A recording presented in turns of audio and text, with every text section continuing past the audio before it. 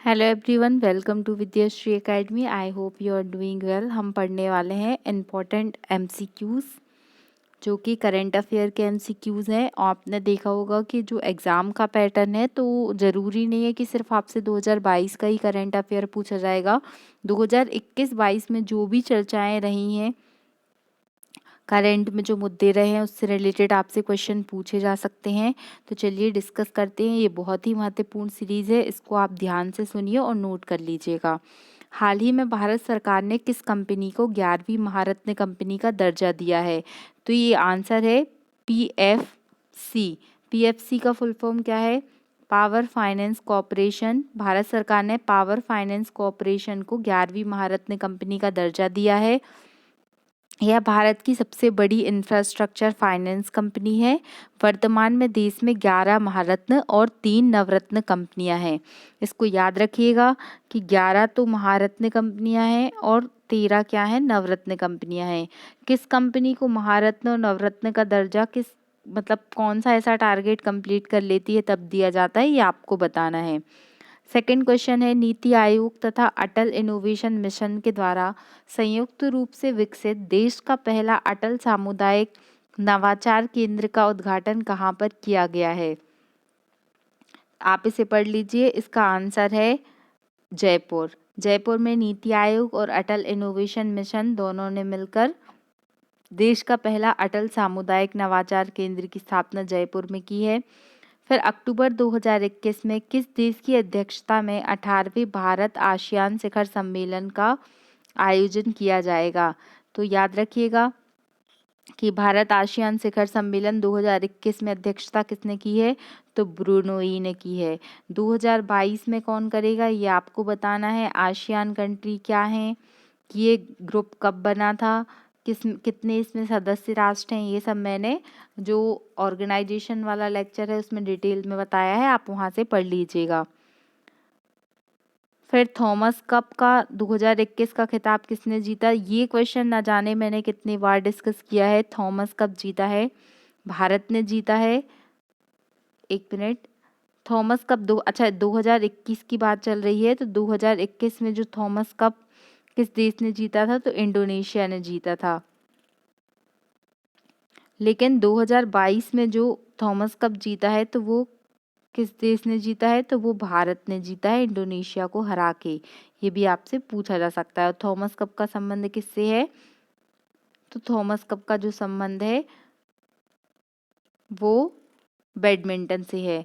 Thomas cup 2021 का खिताब Indonesia ने चीन को हरा के जीता था। थॉमस कप पुरुषों में की होने वाली बैडमिंटन प्रतियोगिता होती है, जबकि जो उबेर कप होती है वो महिलाओं की बैडमिंटन प्रतियोगिता होती है। इसको याद रखिएगा कि उबेर कप किसका है? तो ये महिलाओं का है, बैडमिंटन टूर्नामेंट है।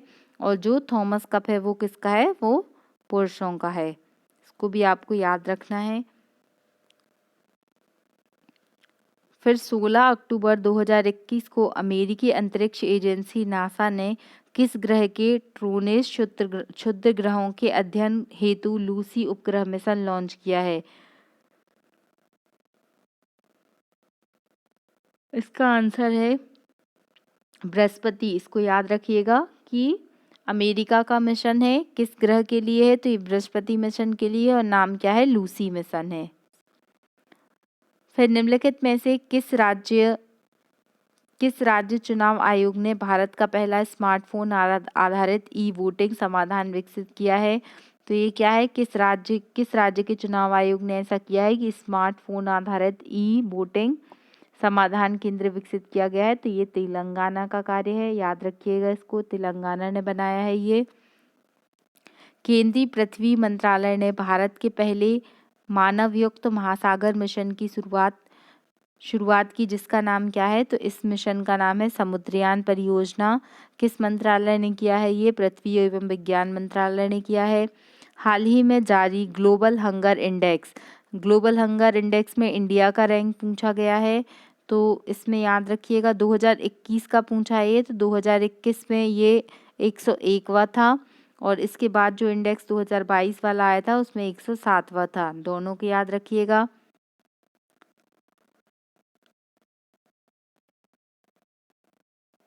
2021 में अर्थव्यवस्था के लिए जो नोबेल प्राइज़ मिला था वो किसको मिला था? वो दमित्री मुराटेव को मिला था। और इनको क्यों मिला था? क्योंकि इनने डेबिट कार्ड के बारे में बताया था।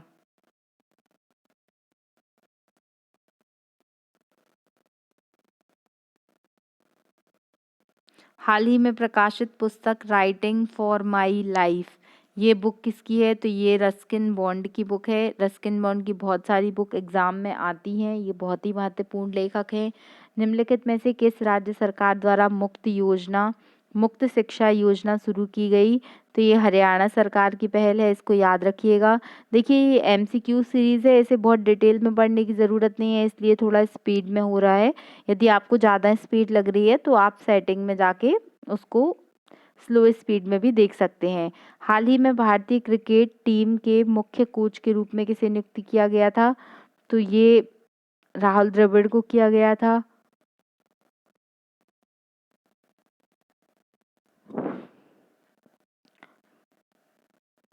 वर्ष 2022 में G20 का आयोजन कहाँ पर किया जाएगा? तो G20 का आयोजन कहाँ पर होना है 2022 में? इंडोनेशिया में होना है, याद रखिएगा। और इसके बाद G20 की अध्यक्षता कौन सा देश करने वाला है? तो ये प्रश्न आपके एग्जाम में आने की संभावना बहुत अधिक है कि 2023 में G20 की अध्यक्षता कौन सा राष्ट्र करने वाला है?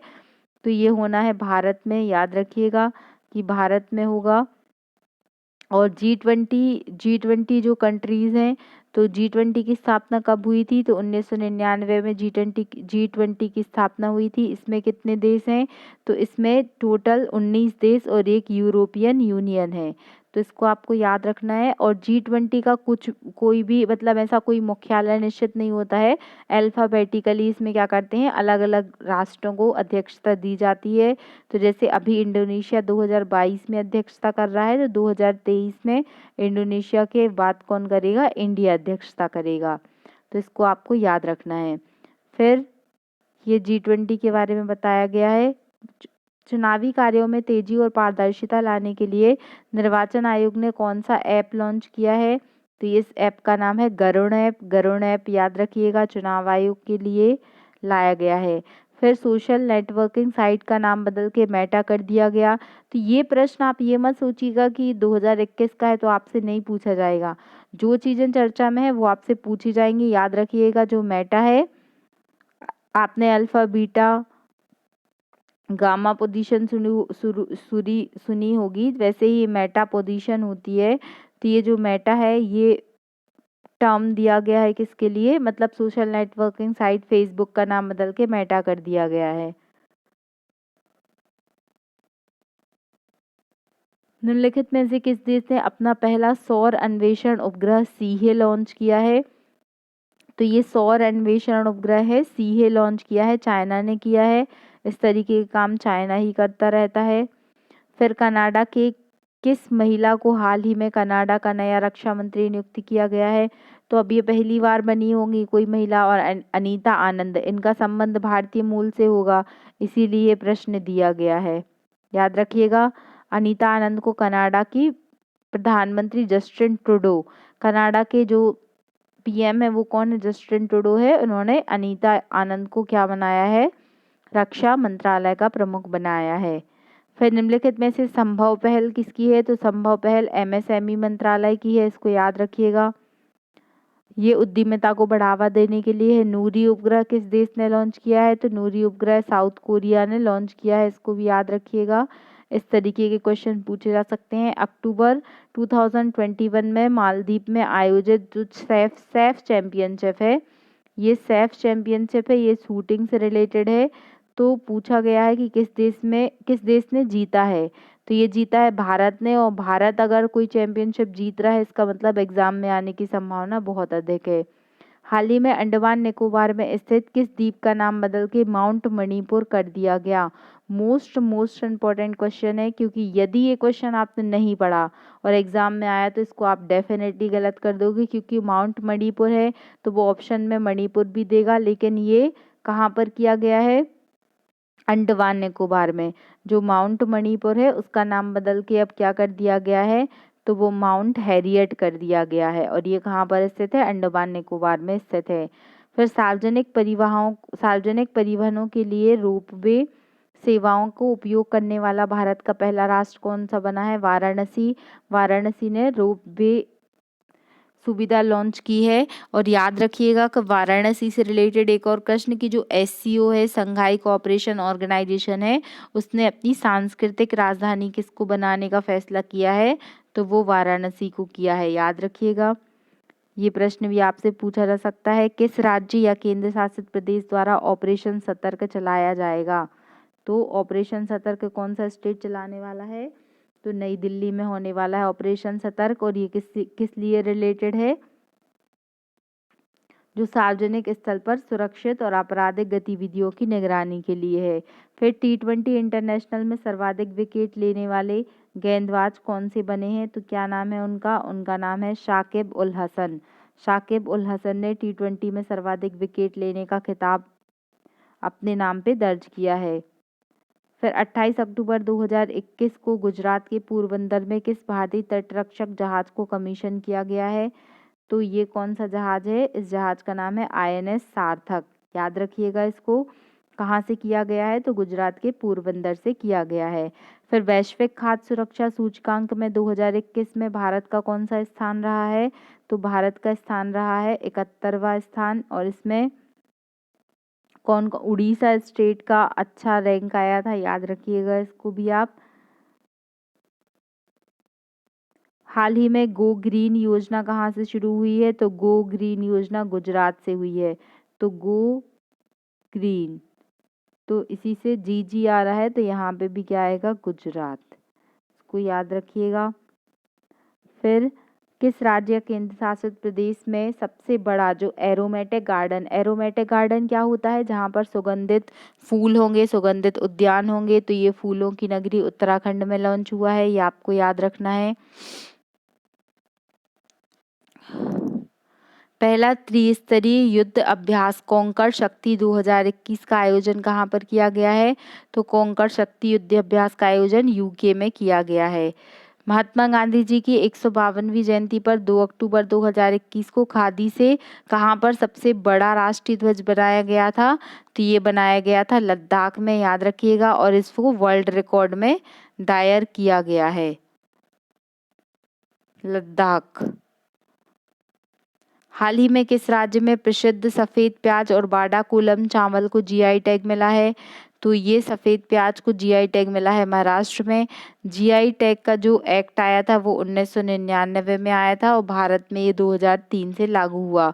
10 वर्ष के लिए GI टैग दिया जाता है, इसको भी याद रखना है। पहला GI टैग दार्जिलिंग की जो चाय है उसको दिया गया था।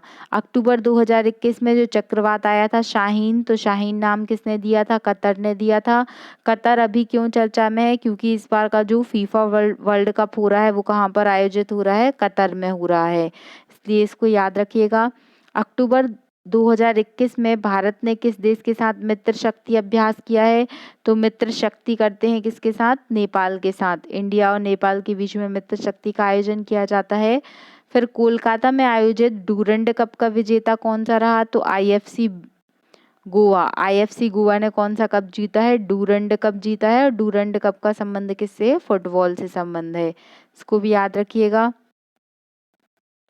फिर मेडिसिन के क्षेत्र में 2021 में नोबेल प्राइज किसको मिला? अभी 2022 के भी नोबेल प्राइज मिल चुके हैं। तो मेडिसिन में है पटपेटियन और डेविस जूलियस, नाम याद रखिएगा। जूलियस और पटपोटियम। तो इसको ऐसा कुछ याद कर सकते हैं हम लोग कि जूलियस ने पेटीएम देकर या ATM देकर क्या प्राप्त कर लिया? मेडिसिन का नोबेल प्राइज प्राप्त कर लिया। किस व्यक्ति को भारतीय इस्पात संघ का हेड नियुक्त किया गया है? तो ये आलोक शाह हैं, इनका नाम याद रखना है। देखिए, तो ये बहुत सारे क्वेश्चंस हैं। अभी तो हमने लगभग 38 ही क्वेश्चन किए हैं। ये लगभग 500 से ऊपर क्वेश्चन होंगे। हमें ये सारे क्वेश्चन एक बार इनको लगाना है। ऑब्जेक्टिव क्वेश्चन है, इसमें कोई ज़्यादा टाइम भी नहीं लगने वाला है, इसको हम इजीली सॉल्व कर सकते हैं। तो इसको आप बहुत अच्छे से पढ़िएगा, नोट करिएगा, क्योंकि खासकर जो एमपी के एग्ज़ाम होते हैं, चाहे वो एमपीपीएससी हो, इसमें पुराना करंट पूछा जाता है जो चर्चा में रहता है। इसलिए हम इसको पढ़ रहे हैं, हम इसे क्विकली रिवाइज कर लेंगे और इसमें से अगर आपको क्वेश्चंस आ जाते हैं तो ये बहुत ही अच्छी बात है और आपके क्वेश्चंस गलत नहीं होने चाहिए। अगर आपको ये वीडियो अच्छा लग रहा है, मेरा एफर्ट्स अच्छा लग रहा है, तो प्लीज़ अधिक से अधिक लोगों तक शेयर करें। सब्सक्राइब नहीं किया है तो आप प्लीज़ सब्सक्राइब